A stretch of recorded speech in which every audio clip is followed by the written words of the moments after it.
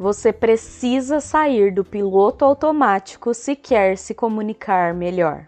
E na minha opinião, a melhor forma de sair do piloto automático é o autoconhecimento. Mas antes de falar disso, deixa eu me apresentar. Eu sou Ivana Santana, mas você pode me chamar de Ive pra gente ficar mais íntimas. Eu sou jornalista, redatora publicitária e criadora do projeto A Mulher que Fala Demais, um espaço no qual eu posto conteúdos de comunicação lá no Instagram, TikTok, Medium e YouTube. E aqui neste podcast eu decidi trazer algumas reflexões sobre as coisas da vida. Faz de conta que a gente é amiga e eu sou aquela que manda áudio longo no WhatsApp filosofando sobre os temas do cotidiano que eu acho que valem a reflexão. E hoje, no meu áudio longo, eu vou falar sobre autoconhecimento, pensamento crítico e comunicação. Eu comecei falando sobre sair do piloto automático, sobre autoconhecimento, e eu percebi enquanto eu falava que pode ser que soe muito como papo de coach. Então eu já vou trazer um ponto importante aqui. Eu detesto coach. Tive experiências bem traumáticas com coaches. Eu trabalhei numa empresa, não vou citar nomes, né? Mas eu trabalhei numa empresa. Nossa, eu tava tendo burnout nessa empresa, gente.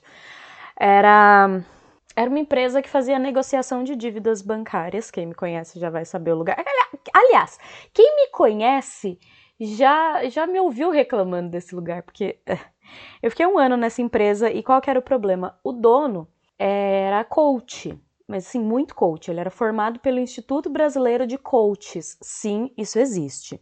Então ele tinha todo aquele negócio de andar em cima da brasa quente para você se espiritualizar, sabe? Tipo assim, se você é uma pessoa que gosta de coach, que gosta desses negócios, assim, talvez esse podcast não seja para você, porque é possível que volte e meia eu fale mal de coach aqui. Porque como que surgiu o meu trauma, né? Tudo bem, o dono da empresa queria fazer esses negócios aí, problema dele, né? Só que a questão é que além de todo dia ele vir com esses papos de coach pra cima da gente, o que eu já achava chato, teve um período da empresa, a empresa estava passando por algumas dificuldades financeiras e tal, né? Empresa pequena. E aí teve um momento que ele achou que o que ia salvar a empresa era obrigar todos os funcionários a fazerem 2 formações. A primeira era de... como que chama? Não lembro o nome. Mas eu sei que ele fez a gente fazer... Ele achou que seria uma ótima ideia fazer a empresa fazer uma formação de coach. Sim, eram 4 dias de formação, sexta e sábado o dia inteiro, numa semana, e na outra semana também sexta e sábado o dia inteiro. Eu lembro que a gente fechou a empresa nessa sexta, enfim, né, para fazer essa formação.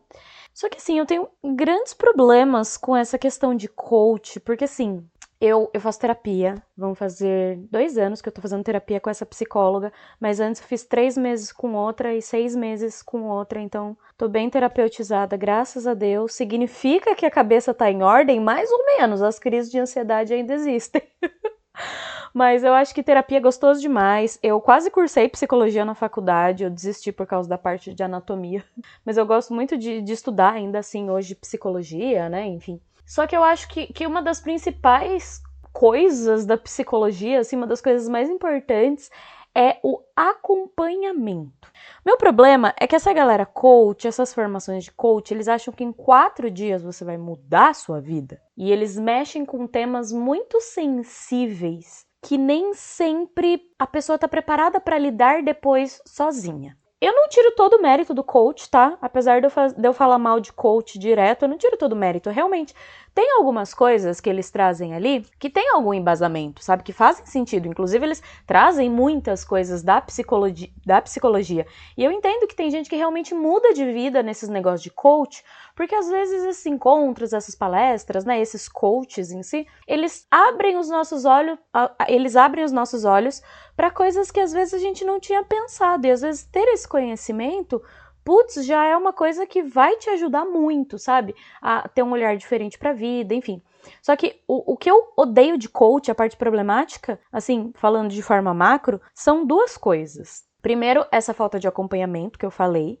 E segundo, é a mania de tentar nivelar todo mundo pela mesma régua. Eu tava nesse encontro de coach, gente, eu juro, no primeiro dia, tipo, tinham pessoas da nossa empresa e tinham algumas pessoas de fora também. Não sei se o dono convidou, conhecidos dele, enfim, mas tinham poucas pessoas, sei lá, umas 10 pessoas de fora e o resto eram pessoas da empresa. Acho que nem 10, mas enfim. E aí tinha um menino que era de fora, eu não sei quem ele é, mas ele tinha, sei lá, acho que 18 anos, 17 anos, ele era bem novo. E aí a palestrante, né, ela perguntou pra esse menino, nesse encontro de coach que eu fui, né, qual era a diferença? Ela perguntou pro menino de 18 anos ali de Sorocaba, interior do estado de São Paulo, né? Ela perguntou pra esse menino qual a diferença dele pro Bill Gates. E aí ela respondeu que a única diferença, eu não lembro exatamente as palavras que ela usou, mas era aquele papo de coach de a única diferença é que ele se esforçou mais, que ele foi inteligente, correu atrás, estudou, sabe? E aí eu fico com vontade de enfiar o dedo no meu cu e rasgar, porque olha, gente, moça palestrante que falou isso, eu não sei se você sabe, mas existem algumas diferenças entre o menino de 18 anos do interior de São Paulo e o Bill Gates, tá? Além do esforço e força de vontade, tá? Então, assim, eu não gosto muito dessa coisa de se fulano conseguir, você também consegue. Porque é todo mundo igual, é tudo força de vontade. Gente, eu entendo que força de vontade e dedicação é importante, mas não é só isso. A gente não pode nivelar todo mundo pela mesma régua. E aí, voltando para o primeiro problema, que é essa questão de falta de acompanhamento. Eu sinto que eles mexem em muitos temas sensíveis que eles não conseguem acompanhar depois a pessoa. Por exemplo, essa formação de coach, né, dando um resumo aí do final da história que o dono mandou a gente fazer, né? Eram 4 dias de formação, né? Sexta e sábado o dia inteiro, e aí na outra semana, sexta e sábado o dia inteiro.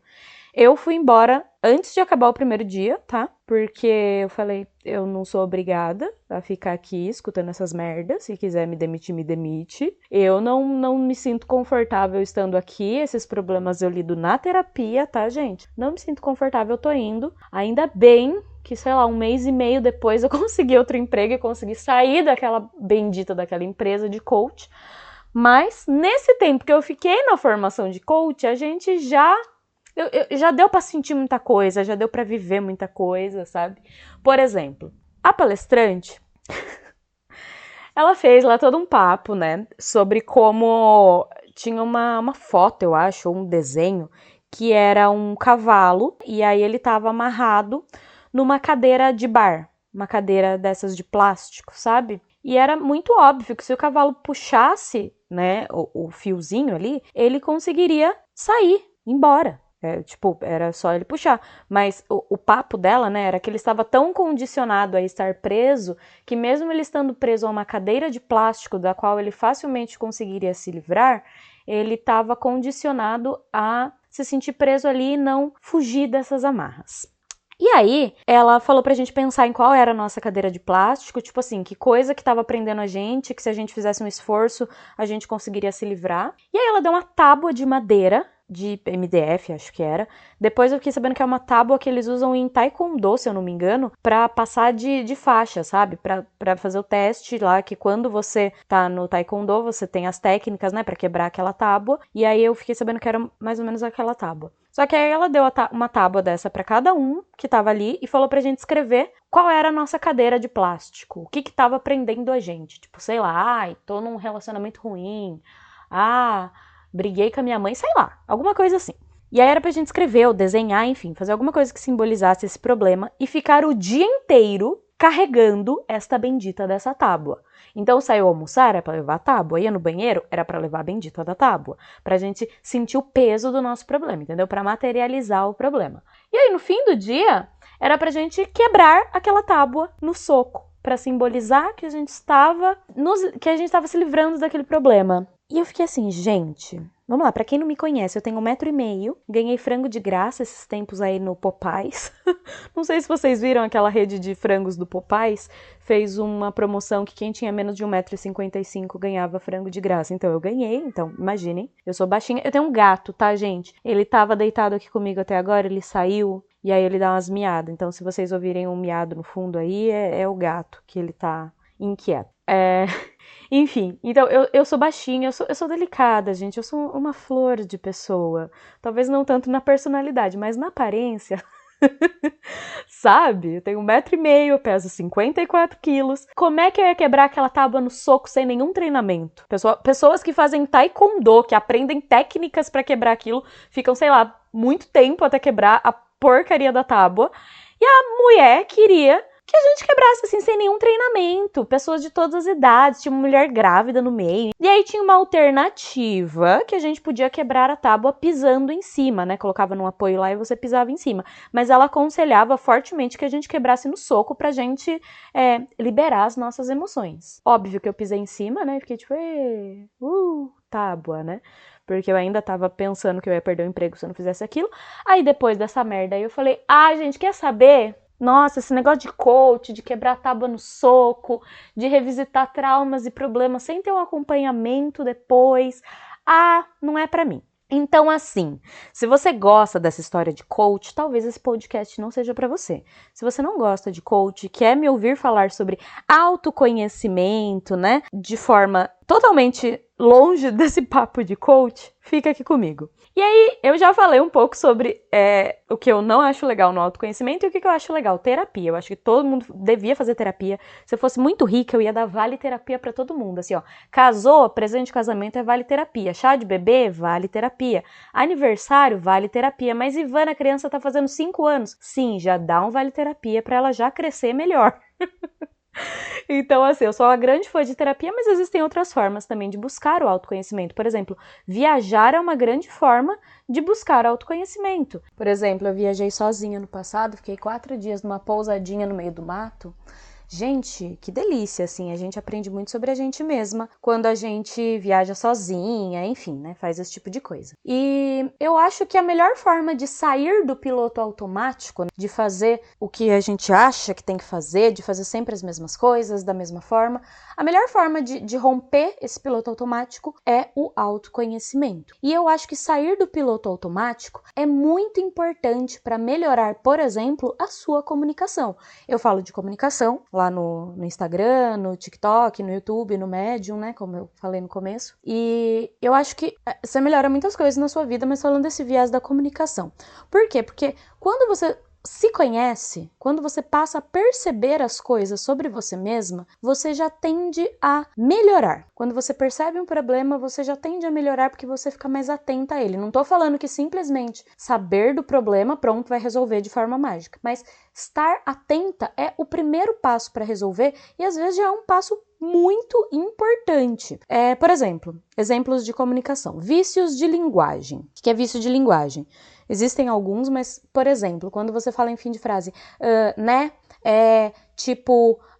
bom, veja, sabe esses, quando a gente gagueja, quando a gente fala muito né, tipo, esse tipo de coisa, é um vício de linguagem. E quando a gente percebe que a gente fala, às vezes tem vícios mais específicos também, tem gente que fala muito bom.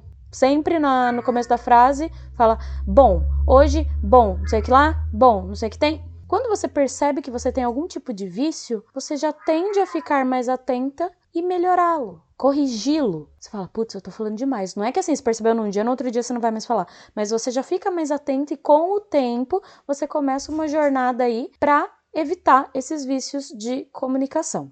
Comunicação não violenta, por exemplo, é uma jornada na qual eu estou. Comunicação não violenta são formas de se comunicar que você fala sobre os seus sentimentos, por exemplo, sem culpar o outro. Em vez de falar, você me estressa, você fala, eu me sinto estressada com essa situação. Você traz para o seu sentimento em vez de culpar o outro. Entre outras coisas, né? Tô resumindo aqui. E eu aprendi, né? Eu percebi, buscando autoconhecimento, que eu tenho uma comunicação muito violenta. Tô tentando melhorar nisso, né? Mas é muito louco, assim, eu falo de autoconhecimento e é um negócio que a gente começa lá no fundo mesmo. Eu comecei a perceber que por causa da forma que o meu pai falava comigo quando eu era criança, mesmo que eu odiasse essa forma que ele falava comigo, eu comecei a reproduzir de forma inconsciente. Então, por exemplo, eu sou muito reativa. Outro dia eu moro com o meu namorado, né? A gente tá morando junto faz poucos meses. E aí outro dia, eu não sei o que aconteceu de pano de prato, que o pano de prato tava sujo, era alguma coisa super besta, assim. E ele falou alguma coisa sobre, sei lá, ai, porque você falou que ia lavar o pano e não falou. Mas não foi em um tom de acusação, era uma conversa normal. E eu respondi muito reativa. Eu respondi, tipo, não, eu não lavei o pano de prato porque eu passei o dia inteiro limpando a casa. E aí eu percebi, eu falei, nossa, mas não precisava de tudo isso, né? Só que eu percebi que eu tenho essa forma reativa, às vezes até violenta de me comunicar, só que eu só comecei a melhorar isso quando eu percebi que isso acontecia e quando eu comecei a buscar na memória, através da terapia, né, o gato miando, e quando eu comecei a buscar na terapia de onde veio. E aí eu percebi, nossa, meu pai era assim quando eu era criança, e mesmo que eu achasse ruim, hoje eu faço isso também. Então, o autoconhecimento é uma coisa muito louca e ajuda na comunicação. Eu devia também ensinar o meu gato a parar de ficar miando na janela, porque ele vê gato passando no quintal e ele fica miando, gente. Ele está dramático hoje. Tá um dia frio, nublado, ele tá na janela dramático. Vou colocar, acho que Taylor Swift pro gato escutar, pra combinar com o drama. Tem um perfil no Instagram de um cachorrinho que a dona, posta tipo videozinhos dele ouvindo Taylor Swift. Eu acho que eu vou fazer com o meu gato, vai combinar com o drama dele. Enfim, desculpa pelos miados, voltando para autoconhecimento, comunicação. Então eu acho que é isso, tudo parte de você perceber, observar algo e começar a agir diferente. E eu acho que o autoconhecimento também ajuda muito em uma coisa que é o pensamento crítico. Ai, como o pensamento crítico é importante, gente! Porque assim, já vou usar o exemplo de coach de novo. Meu problema com coach, como eu disse, um dos meus problemas é que eles querem medir todo mundo pela mesma régua. E, gente, não é assim. Pensamento crítico, pra mim, é você... Um dos exemplos de aplicação de pensamento crítico é você fazer um curso e você... A não ser que seja uma coisa mais técnica, né? Mas, tipo, sei lá, um curso de comunicação. É você entender o que faz sentido aplicar na sua vida e o que não faz. Eu vejo esse povo coach falando, ai, porque todos os dias você tem que acordar 5 horas da manhã e tomar um banho gelado. Meu amigo, vai se ferrar. Sabe, eu, por exemplo, eu sou uma pessoa muito noturna. Eu não sou uma pessoa diurna. É muito difícil eu conseguir ser produtiva de manhã. De manhã, para mim, funciona muito bem estudar, por exemplo. Então, se eu estou fazendo um curso, eu tenho horários flexíveis no trabalho e eu tenho no meu trabalho atual, incentivo de um tempo de estudo ali por dia. Então, eu sempre busco estudar de manhã, ou ver um vídeo, ou estudar o cliente. Eu trabalho numa agência de marketing, né? Então, tem que fazer uma pesquisa sobre o cliente, beleza. Mas na hora de produzir, na hora de sentar, de escrever, eu prefiro fazer à tarde. Porque para mim, no fim da tarde, ou às vezes até à noite, é o meu momento mais produtivo.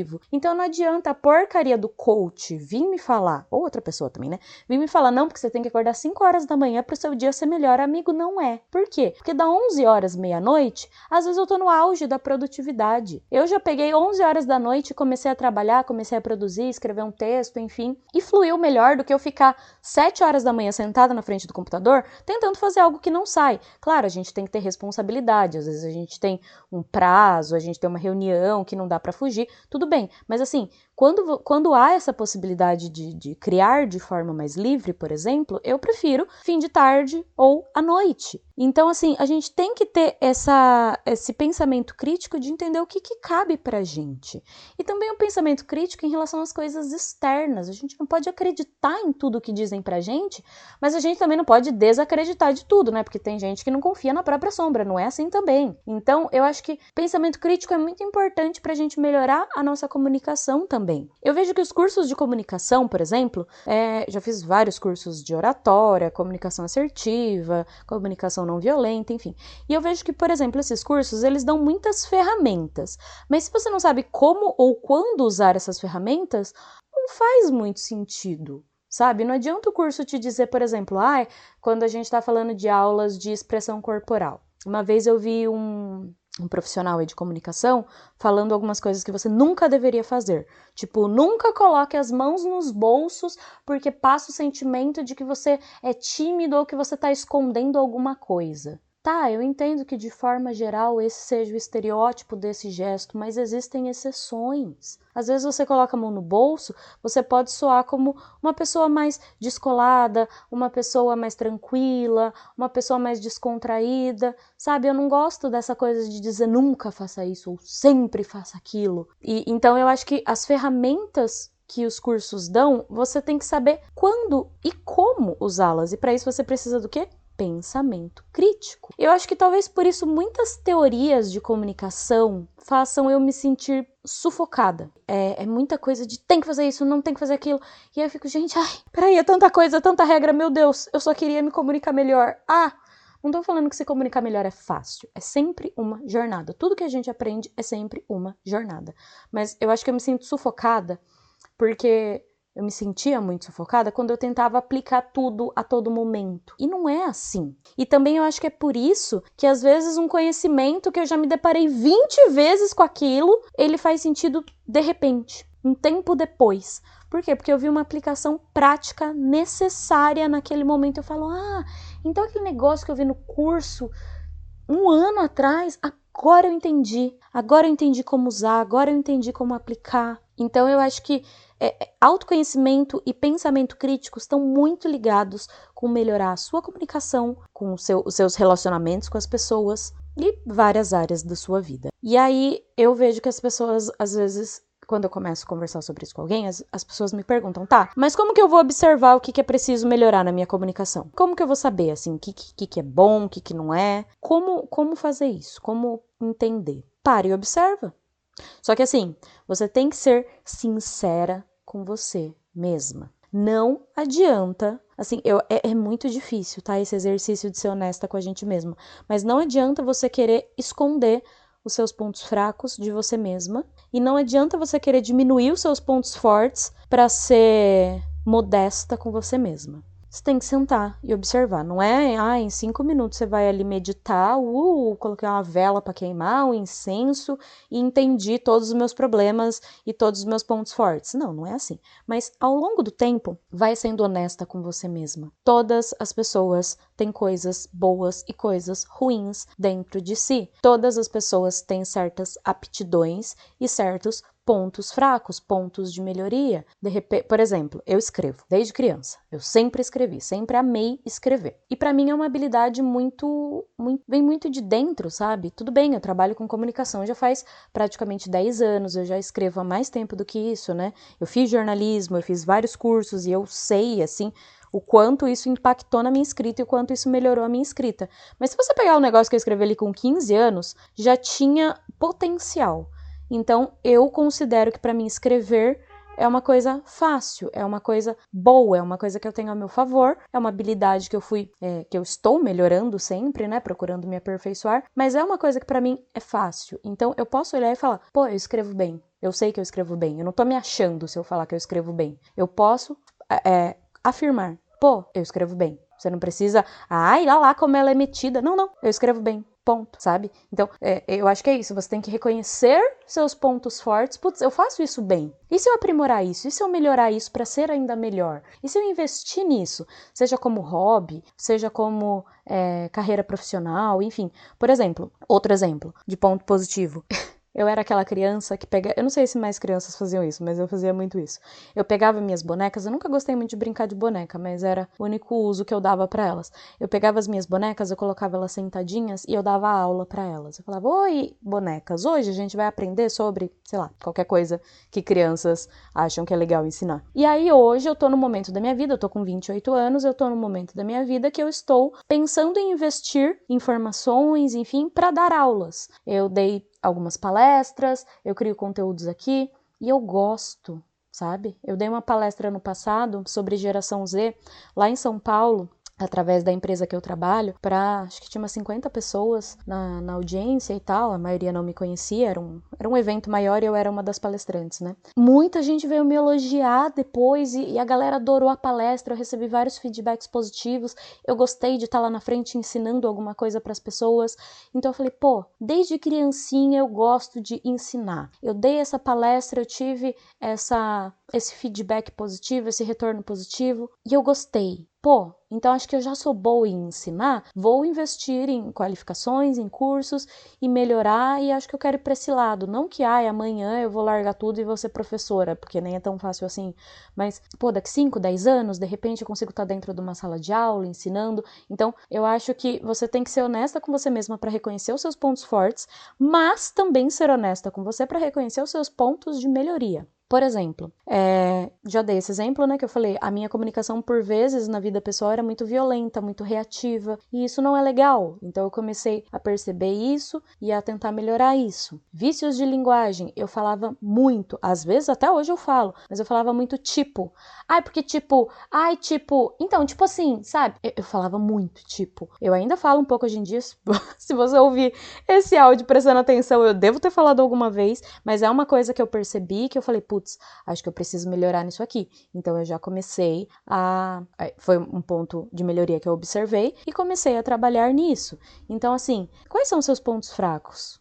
E tem pontos fracos que realmente a gente não vai melhorar muito, assim. Por exemplo, o meu namorado, ele faz 1 milhão de coisas, é uma das pessoas mais inteligentes que eu conheço, e aí uma área que ele gosta e que ele tá estudando mais, enfim, que ele quer entrar mais nessa área, é a programação. E eu tenho alguns amigos também, vários amigos na verdade, que trabalham com programação, que são programadores, que trabalham com internet e que criam aplicativos e softwares.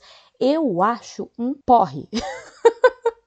Um porre. Às vezes eu vejo meu namorado fazendo alguns exercícios lá no computador de programação e tal. Nossa, parece mágico pra mim. Eu até consigo entender um pouco a teoria da coisa, da onde que ela parte, pra onde que ela vai, mas eu acho um porre. E aí você fala assim, é um ponto fraco que você quer melhorar, Ivana? Não, não é. Não quero. Tipo assim, bacana, não gosto. Então, assim, tem coisas que realmente você vai ser ruim e não vai melhorar. Dando um outro exemplo que sai da comunicação. Eu detesto cozinhar. Detesto. Ai, Van, não sei o que lá, mas tem que saber cozinhar. Não, eu sei cozinhar, gente. Eu sei fazer um arroz, um macarrão, uma mistura. Eu sei não passar fome. Eu morei sozinha há 2 anos. Eu sei não passar fome. Mas eu odeio cozinhar. E não é uma coisa que eu quero melhorar. Eu quero ganhar mais dinheiro para pagar a cozinheira. Inclusive, um abraço, Jéssica. A Jéssica é uma cozinheira excelente, ela vem, agora ela tá vindo uma vez por mês em casa, e ela faz marmitas, e eu congelo e vou comendo durante o mês, porque eu não gosto de cozinhar, e é isso, sabe? Então eu quero, assim, trabalhar as coisas que eu quero fazer, que eu gosto de fazer para ganhar mais dinheiro, para poder continuar pagando a Jéssica, sabe? Então, eu acho que tem coisas que você realmente não vai querer melhorar, mas tem coisas que você tem que melhorar. Por exemplo, tem coisas que às vezes você não gosta muito, mas tem que melhorar. Vou dar um exemplo do trabalho. Esses dias eu estava conversando com o meu chefe sobre análise de dados, porque eu trabalho numa agência de marketing, então eu estava buscando alguns resultados de alguns e-mails que a gente tinha disparado para ver se as pessoas tinham aberto o e-mail, enfim, qual que tinha dado mais certo, que a gente estava fazendo alguns testes, e eu não sabia como acessar esses dados e nem ler esses dados, porque tinham alguns termos técnicos ali que eu não conhecia e tal. E meu chefe me deu uma dura falando sobre como eu deveria entender mais sobre isso. E eu até conversei com ele, eu tenho um pouco essa liberdade de conversar e debater com meu chefe. Eu falei, mas eu acho isso uma coisa chata, eu prefiro focar em outra coisa, focar em, sei lá, cursos para melhorar minha escrita do que aprender essa coisa chata aqui. E aí, conversando com ele, ele mudou a minha opinião, ele fez eu mudar de opinião e entender que realmente, putz, eu não sei entender esses dados e buscar esses dados, eu acho um chato fazer isso, mas eu acho que pro meu trabalho é uma coisa que faz sentido, então eu vou ter que melhorar esse ponto. Então, assim, por exemplo, pontos que eu já citei aqui de comunicação. Minha comunicação às vezes é muito reativa, é muito agressiva e eu preciso ser um pouco mais pacífica, eu preciso ter um pouco mais de comunicação não violenta, preciso aprender a ler dados. Então, assim, seja honesta com você mesma. E sabe qual é a preciosidade disso? Ninguém mais precisa saber. Eu tô expondo aqui alguns dos meus pontos fracos, mas eu não tô expondo todos. Tem pontos fracos de melhoria que só eu, minha psicóloga e Deus sabemos. E ninguém precisa saber. Se você não tem uma psicóloga, você pode, pensar sozinha, ou de repente com uma amiga, com um namorado, com alguém que você confia. É legal também conversar sobre essas coisas. Perguntar para as pessoas, fulano, o que você acha que eu podia melhorar na minha comunicação? Você acha que de repente eu sou muito tímida, eu falo muito baixo, eu falo muito de mim, eu sempre transformo a conversa sobre mim, por exemplo. Essa é uma coisa que uma vez numa discussão jogaram na minha cara, eu fiquei muito brava na hora, mas depois eu falei, nossa, a pessoa tem razão, que eu transformava todas as conversas sobre mim. Sabe, aquela pessoa que a pessoa fala, estou sofrendo. Eu falo, nossa, mas eu tô sofrendo muito mais. Eu era muito essa pessoa. E perceber isso, o que a gente tava falando, observar suas coisas, fez eu tentar melhorar isso. Então, ainda é uma jornada, eu ainda estou tentando melhorar, mas é uma coisa que eu observei e falei, putz, acho que não tá tão legal, não é tão legal, eu preciso de uma escuta mais empática, às vezes de só ouvir a pessoa e não ficar, eu também, porque eu. Não sou só eu. Então, pontos de melhoria. Mas é isso, eu tô trazendo alguns aqui pra você, mas tem pontos que são sensíveis ainda pra mim e que eu preciso trabalhar eu comigo mesma. E essa é a beleza do autoconhecimento. Ninguém precisa saber. Você não precisa falar pra ninguém. Você pode observar e procurar melhorias você com você mesma. Ninguém vai te julgar porque ninguém precisa saber. E aí, depois de um tempo que você embarca nessa jornada de autoconhecimento e você começa a melhorar, por exemplo, a sua comunicação, os seus relacionamentos, a sua forma de trabalho, as pessoas começam a perceber e falam, nossa, mas você tá diferente, você tá mudada. Eu não sei o que é, mas você tá diferente. E é isso, é a magia do autoconhecimento. Então, assim, eu acho que é isso que eu queria trazer para vocês, um papo sobre autoconhecimento, comunicação, pensamento crítico. E, bom, esse é o meu episódio piloto aqui do podcast da Mulher que Fala Demais. Se você gostou, comenta aqui na plataforma que você está escutando para eu saber a sua opinião, para saber o que você achou. Comenta aqui temas que você quer que eu fale, pra gente vir conversar. E esse foi o meu áudio longo do dia. Muito obrigada por ter escutado. Me segue lá nas redes sociais, A Mulher que Fala Demais, tá? Eu tô no Instagram, no TikTok, no YouTube e no Medium. Conteúdos de comunicação sempre estão saindo por lá, tem muita coisa boa vindo. E muito obrigada pela audiência. E se você gostou dessa conversa e acha que tem uma amiga, um amigo, um conhecido que vai gostar desse papo, já compartilha com ele ou com ela, tá bom? Um abraço, tchau!